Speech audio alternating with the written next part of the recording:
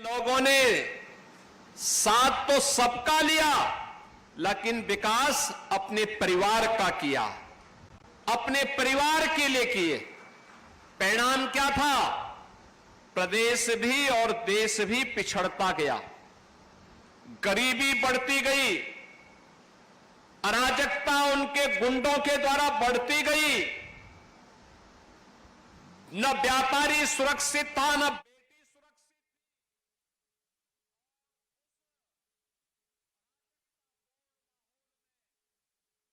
दंगाग्रस्त प्रदेश में या देश में कौन व्यक्ति अपनी जान को दांव पे लगाता? ये नहीं हो पाता था। याद करिए, जब ये देश आजाद हुआ था 1947 में, 1947 से लेकर के 1960 तक यह देश दुनिया की छठी अर्थव्यवस्था थी, छठी अर्थव्यवस्था थी। उससे पहले जब हम 17वीं सदी में जाते हैं, 17वीं 18वीं सदी में यह देश दुनिया की नंबर 1 की अर्थव्यवस्था थी।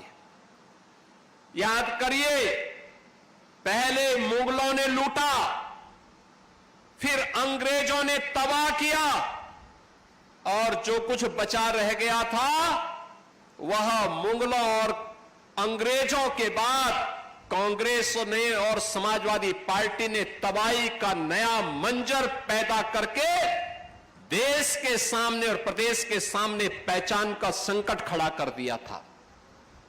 याद करिए, 1960 तक जो देश दुनिया की छठी अर्थव्यवस्था रही हो, वह देश 2014 तक आते आते आगे बढ़ने की बजाय दुनिया के अंदर हमारा स्थान अब 6 से 11वें स्थान पर आ गया। 11वें में प्रधानमंत्री मोदी जी के समय 11वें स्थान की अर्थव्यवस्था होने के बाद जब मोदी जी ने प्रयास प्रारंभ किया, विकास के माध्यम से एक मंत्र देशवासियों को दिया कि विकास सबका होगा, साथ सबका लेंगे, बिना भेदभाव के हर एक जगह का विकास करेंगे। परिणाम आया, आज भारत दुनिया की चौथी बड़ी अर्थव्यवस्था बन गई है, और आने वाले 2 वर्ष में भारत दुनिया की तीसरी बड़ी अर्थव्यवस्था होगा। भारत का तीसरी बड़ी अर्थव्यवस्था होने का मतलब दुनिया के सामने भारत की एक उज्जवल छवि, दुनिया के सामने भारत की ताकत का एहसास कराएगा। दुनिया के सामने भारत के लिए, अपनी भारत के नागरिकों के लिए पहचान का संकट नहीं खड़ा होगा।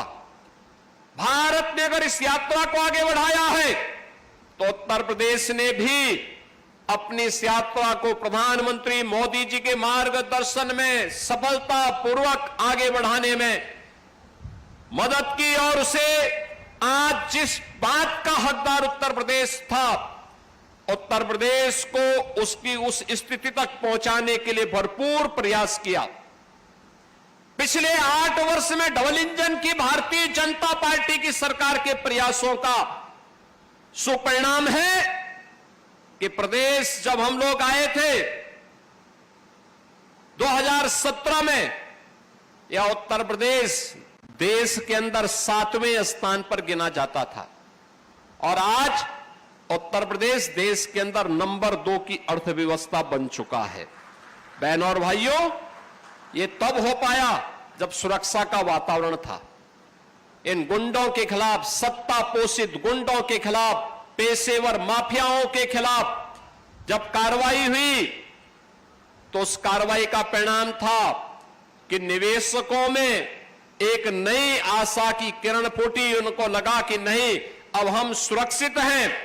दंगाइयों के खिलाफ कार्रवाई की गई तो प्रदेश के अंदर लोगों के मन में एक विश्वास पैदा हुआ कि हमें विकास की बात करनी है, और जब यह देश विकास के पथ पर अग्रसर हो, उत्तर प्रदेश अपने आप को उससे अलग नहीं कर सकता है, क्योंकि देश की आबादी का हर छठा व्यक्ति उत्तर प्रदेश में निवास करता है। हम उससे अपने आप को अलग नहीं कर सकते।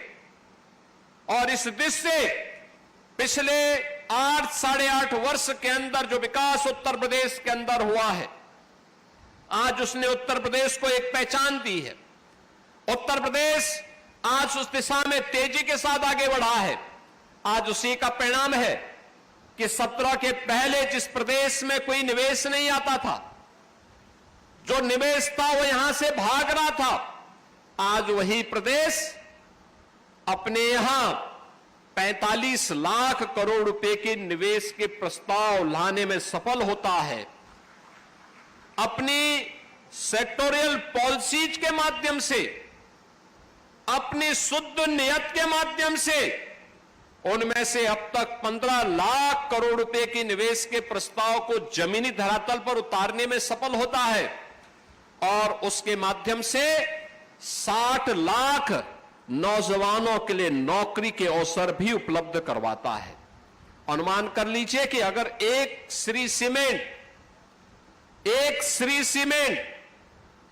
3500 लोगों को प्रत्यक्ष और अप्रत्यक्ष रूप से नौकरी और रोजगार दे सकता है, कोई कारण नहीं कि प्रदेश के अंदर 15 लाख करोड़ रुपए के निवेश के प्रस्तावों के माध्यम से 60 लाख नौजवान नौकरी और रोजगार न पा सकते हो। पाया है और आगे भी जो निवेश के निरंतर प्रस्ताव प्राप्त हो रहे हैं, इसमें भी नौकरी की नई संभावनाओं को आगे बढ़ाने का कार्य किया जा रहा है। बहनों और भाइयों, हमें निवेश के इस कार्यक्रम को मजबूती के साथ आगे बढ़ाना होगा और मैं इस बात के लिए हृदय से धन्यवाद दूंगा उत्तर प्रदेश की जनता जनार्दन को, जिनका आशीर्वाद इस सकारात्मक माहौल में बराबर ये डबल इंजन सरकार के साथ बना रहा, लगातार बना रहा। और उसी अभियान के साथ आपको जोड़ने के लिए ये केवल एक यूनिट का उद्घाटन नहीं, एक प्लांट का उद्घाटन नहीं, श्री सीमेंट हमारे साथ हमारा पुराना उत्तर प्रदेश सरकार का सहयोगी है, जो प्रदेश के अंदर निवेश करने के लिए उत्सुकता दिखाई है। बुलंदशहर के बाद एटा में और पावर रिन्यूएबल एनर्जी के लिए चित्रकूट में भी उन्होंने 40 मेगावाट का अपना प्लांट वहां स्थापित किया है। हमने प्लांट के लिए उन्हें सुविधा उपलब्ध करवाई है कि एक आपको हम ओपन एक्सेस की सुविधा देंगे कि आप पावर वहां जनरेट करिए और खर्च यहां कर लीजिए। हम आपको ये सुविधा उपलब्ध करवाते हैं। परिणाम है कि उनके द्वारा जो ग्रीन एनर्जी वहां बनाई जा रही है, सोलर पावर वहां तैयार की जा रही है, उसका उपयोग करने की सुविधा उन्हें इस प्लांट में यहां उपलब्ध करवाई जा रही है। यह सरकार की नीति का परिणाम है कि सरकार ने यह सुविधा उन्हें दी है। सरकार ने उन्हें हर प्रकार से सुरक्षा के साथ जोड़ा है और प्रदेश में जब इस प्रकार का माहौल बनता है तो उस प्रदेश के युवाओं को फिर यहां से पलायन नहीं करना होता है। उस प्रदेश के लोगों को, नौजवानों को नौकरी के लिए देश और दुनिया के सामने नहीं जाना होता है। आज सरकार के स्तर पर भी नौकरी दी जा रही है। अभी हाल ही में आपने देखा होगा उत्तर प्रदेश पुलिस बल में हमने 60,244 पुलिस की भर्ती की। एटा के भी तमाम नौजवान भर्ती हुए। उन नौजवानों को आज अपने ही प्रदेश में बिना भेदभाव के नौकरी मिल रही है, बिना चेहरा देखे हुए नौकरी मिल रही है। अगर योग्य है उसको प्रदेश में नौकरी मिलेगी, योग्य है वह सरकारी नौकरी पाएगा, योग्य है निजी क्षेत्र में अच्छे पैकेज के साथ नौकरी पाएगा, योग्य है उसको सरकार तमाम प्रकार की सुविधाएं देकर के स्वयं का उद्यम स्थापित करने के लिए प्रेरित कर रहा है। मुख्यमंत्री युवा उद्यमी स्कीम अभी हम लोगों ने लागू की है।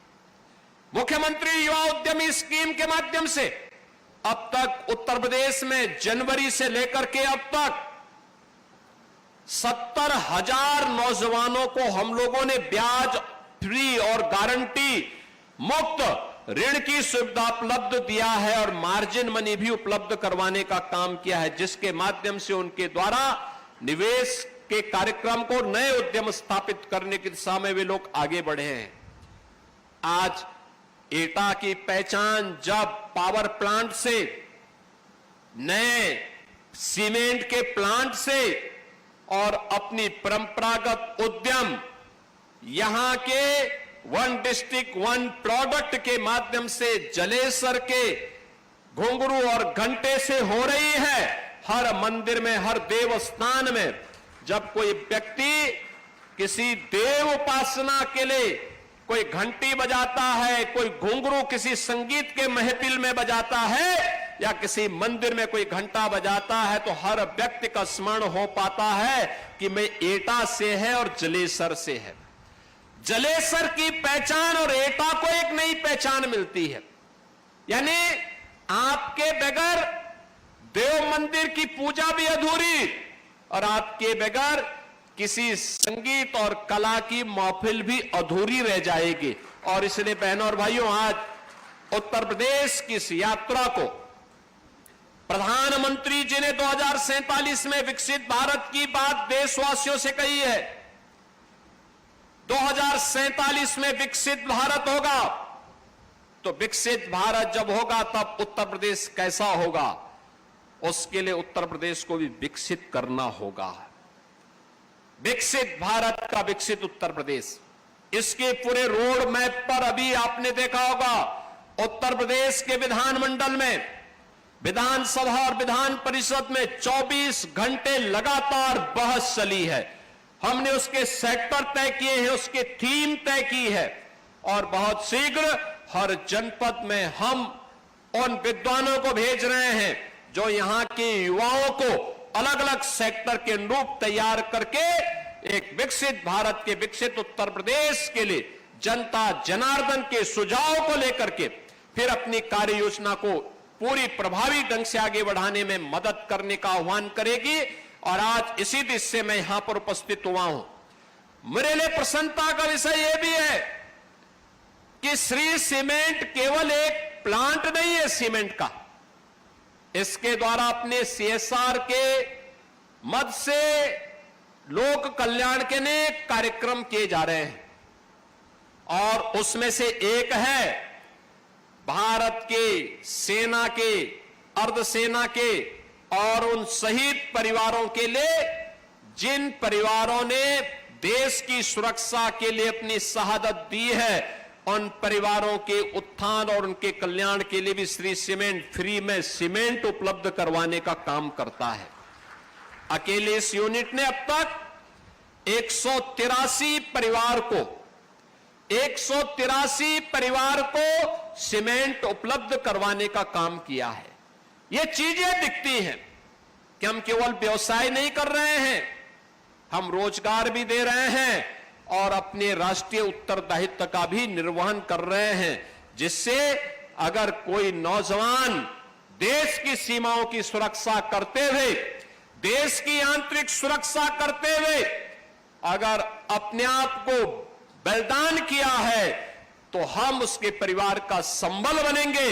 जब ये बात हर भारतीय के मन में आएगी तो बहनों और भाइयों, फिर भारत की सेना के जवानों का शौर्य और पराक्रम उसी प्रकार से बोलेगा जैसे ऑपरेशन सिंदूर के अंदर हमने देखा है, कैसे भारत के बहादुर जवानों ने दुश्मन के दांत खट्टे करके उसे चिल्लाने के लिए मजबूर कर दिया था। और यह तब होता है जब पूरा देश उनके साथ खड़ा होता है। बहनों और भाइयों, आज के इस अवसर पर मैं श्री सीमेंट को इस बात के लिए आश्वस्त करता हूं कि उत्तर प्रदेश सरकार ने अपनी पॉलिसी के अंतर्गत इस प्रतिष्ठान के साथ जो भी वायदे किए हैं उसे ससमय आगे बढ़ाने का कार्य करेगा। और मैं भी इस बात के लिए आपको आश्वस्त करता हूं, एटा आज विकास के जिन बुलंदियों को लेकर के यहां के जनप्रतिनिधियों की रुचि के कारण आगे बढ़ रहा है, आधुनिक इंफ्रास्ट्रक्चर के साथ, 4 लेन की कनेक्टिविटी के साथ, लोक कल्याण के तमाम कार्यक्रम, चाहे वह किसानों के लिए हो, युवाओं के लिए हो, उद्यमियों के लिए हो, महिलाओं के लिए हो, उन सभी को उसी मजबूती के साथ आगे बढ़ाने का हम कार्य करेंगे। एक बार फिर से श्री सीमेंट परिवार को, एटा को इस उद्यम के लिए चयन करने के लिए हृदय से धन्यवाद देता हूं और मजबूती के साथ इसको यहां पर अपने निवेश को लागू करने के लिए हृदय से धन्यवाद देता हूं। एटा वासियों को, यहां के जनप्रतिनिधियों को इस निवेश की बधाई देता हूं और जो कार्मिक यहां काम कर रहे हैं उनके लिए मेरा आह्वान होगा